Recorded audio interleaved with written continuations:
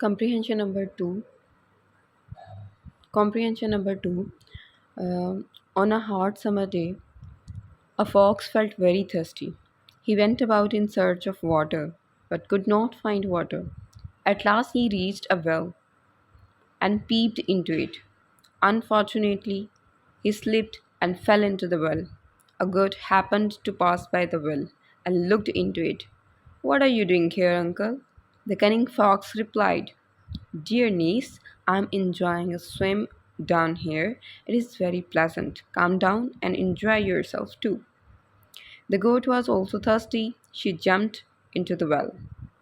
मुश्किल अल्फाज के मानी हॉट समर डे, मौसम गर्मा का दिन, थर्स्टी प्यासा, इन सर्च तलाश में, वेल कुआं, पीप्ड झांका, अनफॉर्चुनेटली बदकिस्मती से, स्लिप्ड फिसला, कनिंग मक्कार फॉक्स लूमर्ड रिप्लाइड जवाब दिया, डियर नीस अजीज़ या प्यारी भतीजी, स्विम तैरना, प्लेजेंट खुशगवार, जम्प्ड छलांग लगाना या छलांग लगाई। अब ये किसके बारे में है? एक लूमड़ के बारे में जो बहुत ज़्यादा चालाक था। अब ख़ुद तो अब किसी मुसीबत में फंसा हुआ था, तो एक बकरी पास से गुजर रही होती है तो उसको भी फंसा लेता है। मौसम गर्मा के एक गर्म दिन एक लूमड़ को सख्त प्यास लगी। वो पानी की तलाश में निकला लेकिन पानी तलाश ना कर सका। आखिरकार वो एक कुएं पर पहुंचा। उसने इसमें झांका, बदकिस्मती से वो फिसला और कुएं में गिर गया। एक बकरी कुएं के पास से गुजरी और उसने कुएं में देखा। चाचा जान, आप यहाँ क्या कर रहे हैं? मकार लूमड़ ने जवाब दिया, अजीज़ भतीजी, मैं यहाँ तैराकी के मज़े लूट रहा हूँ। ये बहुत खुशगवार है, नीचे आ जाओ और तुम भी मज़े उड़ाओ। बकरी भी प्यासी थी, उसने कुएं में छलांग लगा दी। इससे हमें क्या सबक मिलता कि अगर कोई आपको मीठी मीठी बातें करके बता रहा है, कोई सब्ज़ बाग दिखा रहा है, तो इतनी जल्दी उसकी बातों में नहीं आ जाना, पहले उसकी बात को समझें। ठीक है, वो ख़ुद तो फिसल के गिरा हुआ, वो आपको भी जो है ना, वो एक मिसाल है ना, हम तो डूबे हैं सनम तुम्हें भी लिए डूबेंगे, वो वाले साहब ख़ुद तो वो गिरा हुआ उसमें, तो साथ फिर वो बकरी को भी गिरा देगा उसमें। ठीक है, तो अब हम इसके क्वेश्चन आंसर रीड आउट कर लेते हैं। What happen to the thirsty fox? प्यासे लूमड़ के साथ क्या हुआ? The thirsty fox slipped and fell into the well, यानी कि वो फिसला और कुएं में गिर गया। तो इसका जवाब जो है चौथी लाइन में देखें, he slipped and fell into the well. उसके बाद है who passed by the well just then, तो हु को काट के लिख लेंगे अ गोट। बाकी सारा जवाब ऐसे ही है, passed by the well just then, और क्वेश्चन मार्क को काट देंगे जब जवाब लिखेंगे। क्वेश्चन नंबर 3 है, what did the goat do? बकरी ने क्या किया?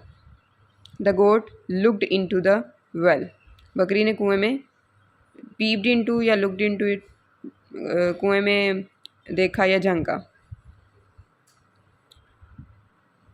तो ये है, इसमें सवाल के जवाब को इस तरह से करेंगे कि सवाल में से जवाब निकालेंगे। द गोट को लिखेंगे और डू को और क्वेश्चन मार्क को काट देंगे, द का टी कैपिटल कर लेंगे। आगे जो है नीचे से छठी लाइन देखें, उसमें लिखा हुआ है लुक्ड इनटू, इट को काट के लिख लेंगे द वेल। उसके बाद क्वेश्चन नंबर 4 है, व्हाट डिड द गोट से टू द फॉक्स? तो व्हाट डिड को काट देंगे, द का टी कैपिटल कर लेंगे, गोट, उसके बाद से को काट के लिखेंगे सेड टू द फॉक्स। क्या बन जाएगा? The goat said to the fox. Question mark को काट देंगे, सवालिया निशान को काट के कॉमा लगा देंगे। उसके बाद डबल कोटेशन मार्क्स के अंदर हमने क्या लिखना है, what are you doing here uncle. नीचे से छठी लाइन देखें, what are you doing here uncle, तो ये जवाब है उसका। ठीक है, उसके बाद है व्हाट डिड द फॉक्स से इन रिप्लाई? लूमड़ ने जवाब में क्या कहा? द फॉक्स, अब से को काट के लिख लेंगे सेड इन रिप्लाई, और जो उसका जवाब है वो है I am enjoying a swim down here as it is very pleasant, come down and enjoy yourself too. Paragraph में से देख लेते हैं। The cunning fox replied, dear niece, I am enjoying a swim down here. It is very pleasant. Come down and enjoy yourself too. ऊपर से देख के लिखना है, तो ये सारा आप कर सकते हैं ऐड। क्वेश्चन नंबर 5 हो गया। 6 पे आ जाते हैं। Why did the goat jump into the well?